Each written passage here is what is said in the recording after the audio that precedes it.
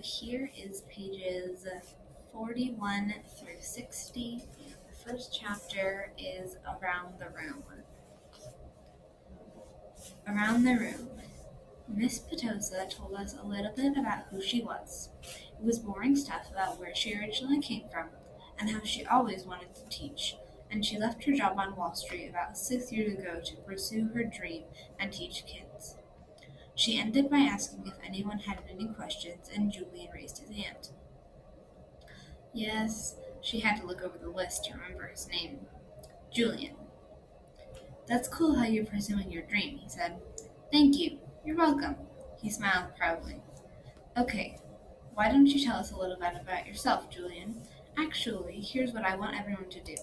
Think of 2 things you want other people to know about you. Actually, wait a minute. How many of you came from Beecher Lower School? About half the kids raised their hands. Okay, so a few of you already know each other, but the rest of you, I guess, are new to the school, right? Okay, so everyone think of 2 things you want the other people to know about you. And if you already know some of the other kids, try to think of things they don't already know about you. Okay? Okay. So let's start with Julian and we'll go around the room. Julian scrunched up his face and started tapping his forehead like he was thinking really hard. Okay, whenever you're ready, Miss Petosa said. Number 1 is that. Do me a favor and start with your names, okay? Miss Petosa interrupted. It'll help me remember everyone. Oh, okay. So my name is Julian, and the number 1 thing I'd like to tell everyone about myself is that I just got Battleground Mystic from my Wii, and it's totally awesome. And the number 2 thing is that we got a ping pong table this summer. Very nice. I love ping pong, said Miss Petosa. Does anyone have any questions for Julian? Is Battleground Mystic multiplayer or 1 player? Said the kid named Miles. Not those kinds of questions, guys. Okay, so how about you? She pointed to Charlotte, probably because her desk was closest to the front. Oh, sure. Charlotte didn't even hesitate for a second, like she knew exactly what she was going to say. My name is Charlotte. I have 2 sisters, and we got a new puppy named Suki in July. We got her from an animal shelter, and she's so cute. That's great, Charlotte. Thank you, said Miss Petosa. Okay then, who's next? Like a lamb to the slaughter.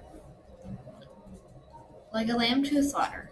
Something that you say about someone who is going somewhere calmly, not knowing that something unpleasant is going to happen to them. I googled it last night. That's what I was thinking when Miss Petosa called my name, and suddenly it was my turn to talk. My name is August, I said, and yeah, I kind of mumbled it. What? Said someone. Can you speak up, honey? Said Miss Petosa. My name is August, I said louder, forcing myself to look up. I have a sister named Daisy, and that's it. Wonderful, said Miss Petosa. Anyone have any questions for August? No one said anything.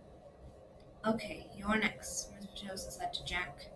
Wait, I have a question for August, said Julian, raising his hand. Why do you have that tiny braid in the back of your hair? Is that like a Padawan thing? Yeah, I nodded. What's a Padawan thing? Said Miss Petosa, smiling at me. It's from Star Wars, answered Julian. A Padawan is a Jedi apprentice. Oh, interesting, answered Miss Petosa, looking at me. So are you into Star Wars, August? I guess, I nodded, not looking up because what I really wanted to do was just slide under the desk. Who's your favorite character? Julian asked.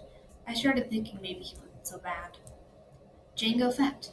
What about Darth Sidious? Do you like him? Okay, guys, you can talk about Star Wars stuff at recess, said Miss Petosa cheerfully. But let's keep going. We haven't heard from you yet, she said to Jack. Now it was Jack's turn to talk, but I admit I didn't hear a word he said. Maybe no one got the Darth, and maybe Julian didn't mean anything at all. But in Star Wars Episode 3, Revenge of the Sith, Darth Sidious's face gets all burned by Sith lightning and becomes totally deformed. His skin gets all shriveled up and his whole face kind of melts. I peeked at Julian and he was looking at me. Yeah, he knew what he was saying. Choose kind. There was a lot of shuffling around when the bell rang and everyone got up to leave. I checked my schedule and it said that my next class was English, in room 321. I didn't stop to see if anyone else from my homeroom was going my way. I just zoomed straightened out of the class and down the hall and sat down as far from the front as possible. The teacher, a really tall man with a yellow beard, was writing on the chalkboard. Kids came in laughing and talking in little groups, but I didn't look up. Basically, the same thing that had happened at homeroom happened again. No one sat next to me except for Jack, who was joking around with some kids who weren't in our homeroom. I could tell Jack was the kind of kid other kids like. He had a lot of friends. He could make people laugh. When the second bell rang, everyone got quiet and the teacher turned around and faced us. He said his name was Mr. Brown, and then he started talking about what we would be doing in this semester. At a certain point, somewhere between A Wrinkle in Time and Shen of the Sea, he noticed me, but kept right on talking. I was mostly doodling in my notebook while he talked, but every once in a while I would sneak a look at the other students. Charlotte was in this class. So were Julian and Henry. Miles wasn't. Mr. Brown had written on the chalkboard in big block letters, Precept. Okay, everyone write this down at the very top of the very first page in your English notebook. As we did what he told us to do, he said, okay, so who can tell me what a precept is? Does anyone know? No one raised their hands. Mr. Brown smiled and nodded and turned around to write on the chalkboard again. Precepts. Rules about really important things. Like a motto, someone called out. Like a motto, said Mr. Brown, nodding as he continued writing on the board. Like a famous quote, like a line from a fortune cookie, any saying or ground rule that can help motivate you. Basically, a precept is anything that helps us guide us when making decisions about really important things. He wrote all of that on the chalkboard and turned around and faced us. So, what are some really important things? He asked us. A few kids raised their hands, and as he pointed to them, they gave their answers, which he wrote on the chalkboard in really, really sloppy handwriting. Rules, schoolwork, homework. What else? He said as he wrote, not even turning around. Just call out things. He wrote everything everyone called out. Family, pets. One girl called out the environment. The environment. He wrote on the chalkboard and added, our world. Sharks, because they eat dead things in the ocean, said one of the boys, a kid named Reed, and Mr. Brown wrote down, sharks. Bees, seatbelts, recycling, friends. Okay, Mr. Brown said, writing all these things down. He turned around when he finished writing to face us all, but no one's named the most important thing of all. We all looked at him out of ideas. God? Said one kid, and I could tell, even though Mr. Brown wrote down God, that wasn't the answer he was looking for. Without saying anything else, he wrote down, who we are. Who we are, he said, underlining each word as he said it. Who we are. Us. Right? What kind of people are we? What kind of person are you? Isn't that the most important thing of all?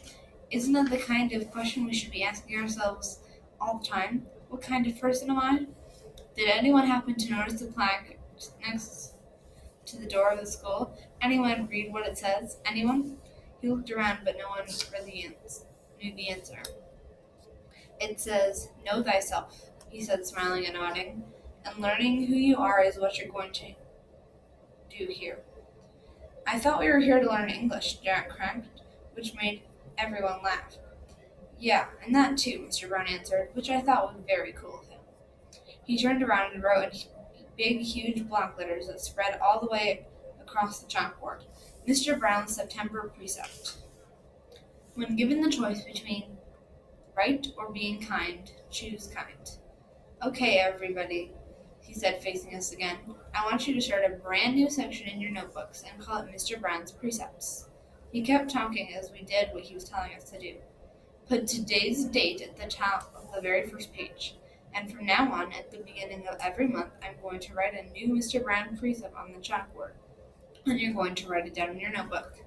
Then we're going to discuss that precept and what it means. And at the end of the month, you're going to write an essay about what it means to you, so that by the end of the year, you'll have your own list of precepts to take away with you. Over the summer, I ask all my students to come up with their very own personal precept and write it on a postcard and mail it to me from wherever you go on your summer vacation. People really do that? Asked one girl, whose name I didn't know. Oh yeah, he answered. People really do that. I've had students send me new precepts years after they've graduated the school, actually. It's pretty amazing. He paused and stroked his beard. But anyway, next summer seems like a long way off, I know, he joked, which made us laugh. So everyone relax a bit while I take attendance. And then when we're finished with that, I'll start telling you about all the fun stuff we're going to be doing this year in English. He pointed at Jack when he said this, which was also funny, so we all laughed at that. As I wrote down Mr. Brown's September precept, I suddenly realized that I was going to like school, no matter what. Lunch. Leah had warned me about lunch in middle school, so I guess I should have known it would be hard.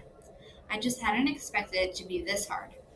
Basically, all the kids from the fifth grade classes poured into the cafeteria at the same time, talking loudly and bumping into one another while they ran to different tables. One of the lunchroom teachers said something about no seat saving allowed, but I didn't know what she meant, and maybe no one else did either, because just about everyone was saving seats for their friends. I tried to sit down at one table, but the kid in the next chair said, "Oh, sorry, but someone else is sitting here." So I moved to an empty table and waited for everyone to finish stampeding and the lunchroom teacher to tell us what to do next. As she started telling us the cafeteria rules, I looked around to see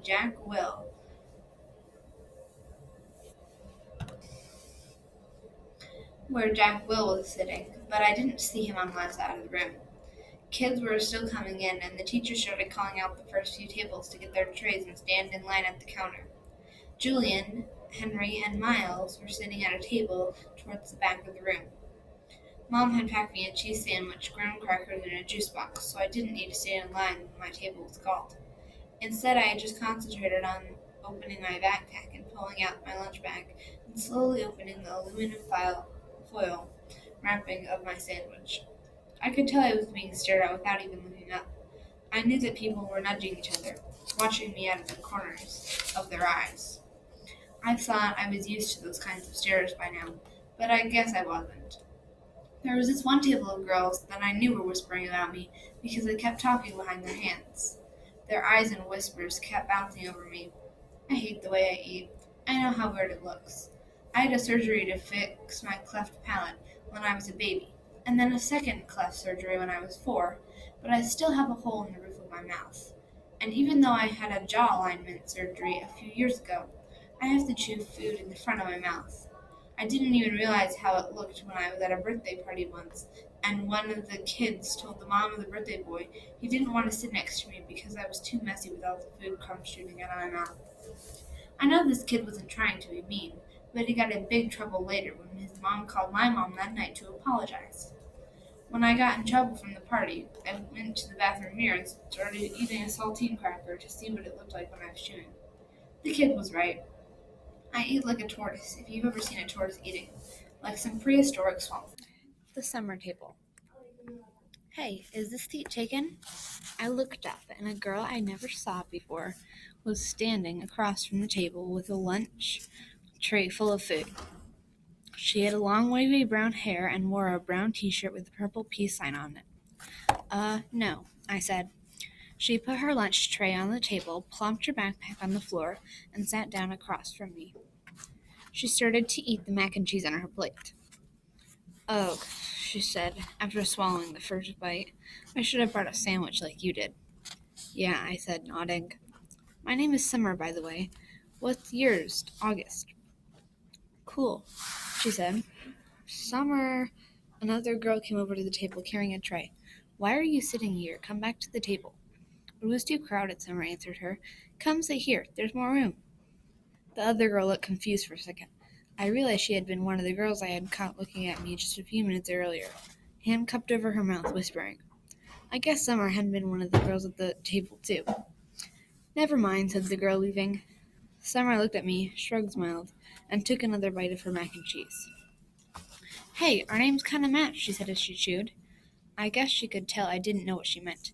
"Summer, August," she said, smiling, her eyes open wide, as she waited for me to get it. "Oh yeah," I said after a second. "We can make this the summer-only lunch table," she said. "Only kids with summer names can sit here.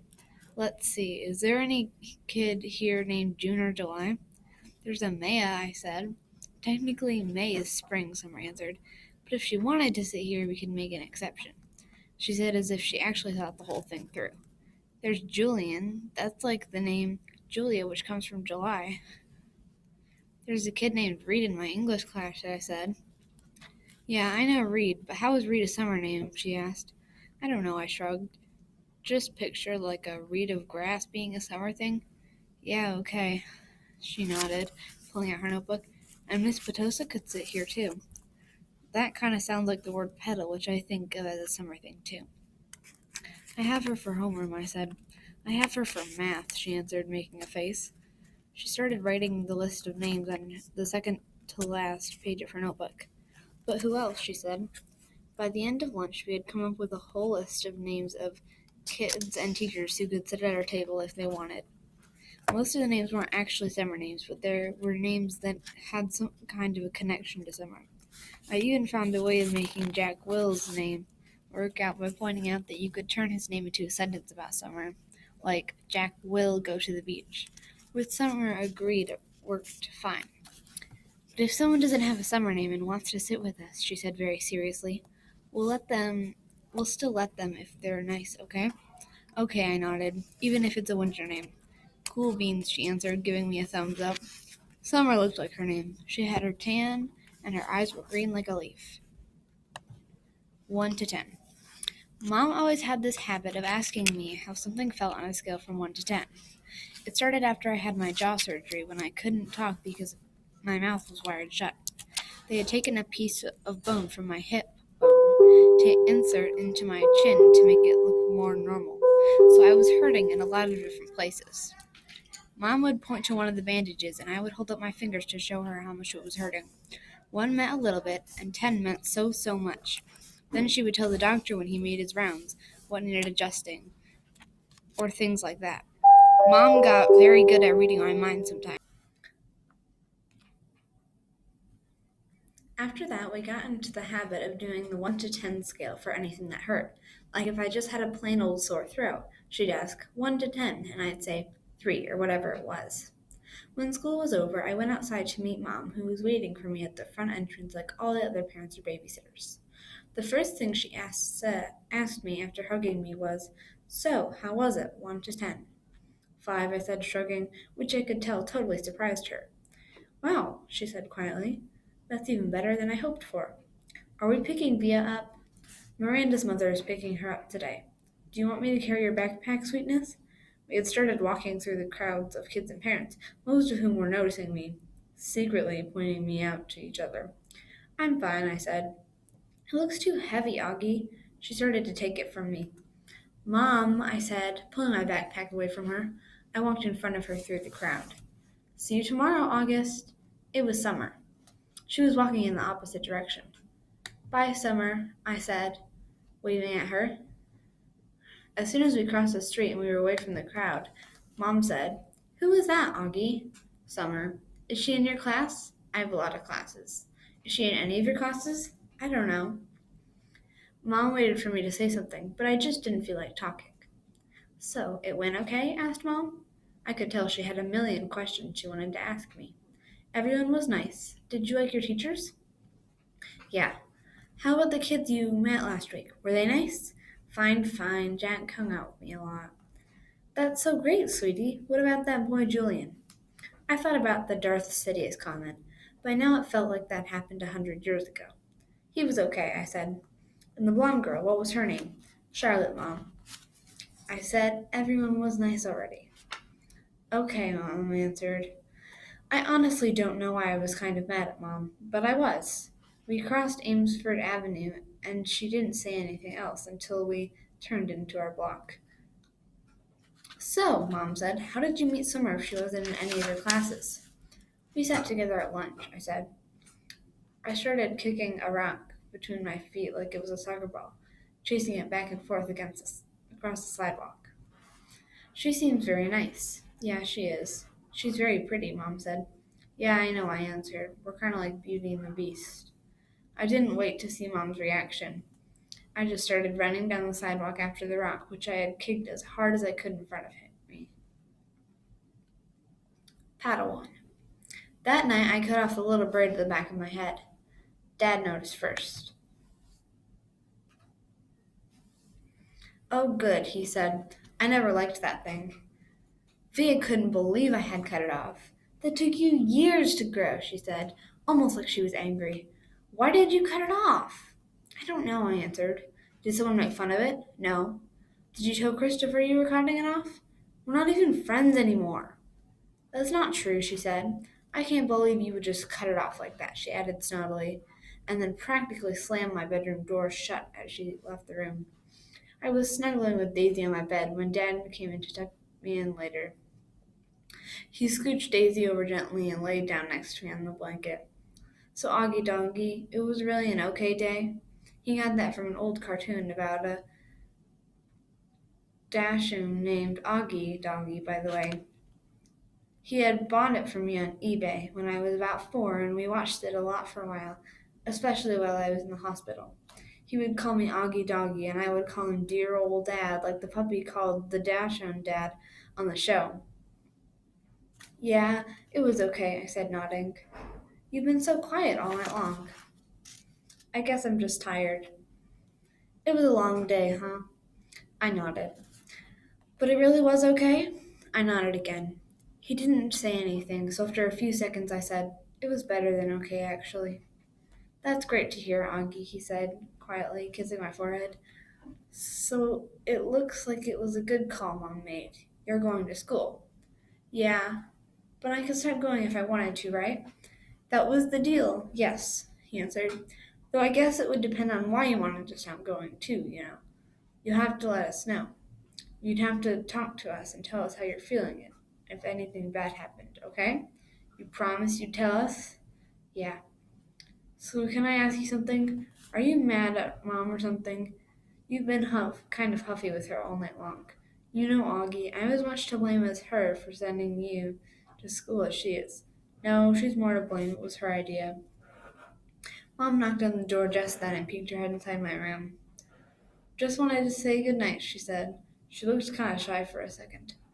Hi, Mama, Dad said, picking up my hand and waving it at her.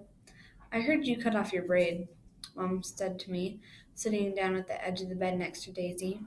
It's not a big deal, I answered quickly. I didn't say it was, said Mom. Why don't you put Augie to bed tonight, Dad said to Mom, getting up. I've got some work to do anyway. Good night, my son. That was another part of our Augie Doggy routine, and I wasn't in the mood to say good night, dear old Dad. I'm so proud of you, said Dad, and then he got up off the bed. Mom and Dad had always took turns putting me to bed. I know it was a little babyish of me to still need them to do that, but that's just how it was with us. Will you check on Via? Mom said to Dad as she lay down next to me. He stopped by the door and turned around. What's wrong with Via? Nothing, Mom said, shrugging. At least she would tell me. But first day of high school and all that. Said Dad, and then he pointed his finger at me and winked. It's always something with you kids, isn't it? He said. Never a dull moment, said Mom. Never a dull moment, Dad repeated. Good night, guys. As soon as he closed the door, Mom pulled out the book she had been reading to me for the last couple of weeks. I was relieved because I was afraid she'd want to talk, and I just didn't feel like doing that. But Mom didn't seem to want to talk either. She just flipped through the pages until she got where we had left off. We were about halfway through The Hobbit. Stop, stop, shouted Thorin, said Mom, reading aloud. But it was too late. The excited dwarves had wasted their last arrows, and now the bows that Beorn had given them were useless. They were a gloomy party that night, and the gloom gathered still deeper on them in the following days.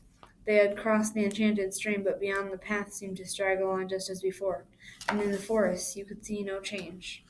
I'm not sure why, but all of a sudden I started to cry. Mom put the book down and wrapped her arms around me. She didn't seem surprised that I was crying. It's okay, she whispered in my ear. It'll be okay. I'm sorry, I said between sniffles. Shh, she said, wiping my tears with the back of her hand. You have nothing to be sorry about. Why do I have to be so ugly, Mommy? I whispered. No, baby, you're not. I know I am. She kissed me all over my face. She kissed my eyes that came in too far. She kissed my cheeks that looked puncheon. She kissed my tortoise mouth. She said soft words that I know were meant to help me, but words that can't change my face.